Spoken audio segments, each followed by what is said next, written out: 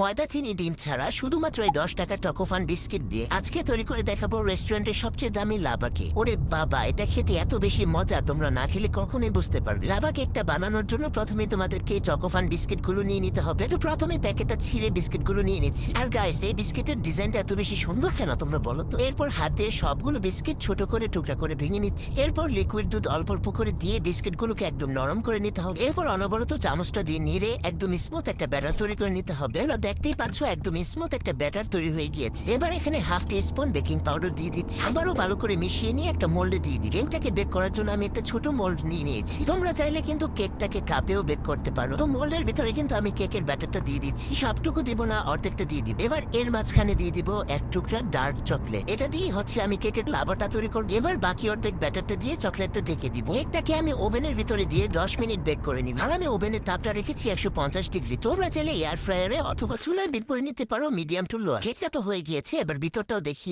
আমি ভিতরের লাভাটা দেখাতে চাচ্ছি। এই যে দেখো কি সুন্দর লাভা বের হয়েছে। বাসার সবাই এই কেক খেয়ে তো অনেক বেশি প্রশংসা করছে। গাইস, আমরা সবাই কেক খাই, তোমরাও বানিয়ে খাও। আল্লাহ হাফেজ।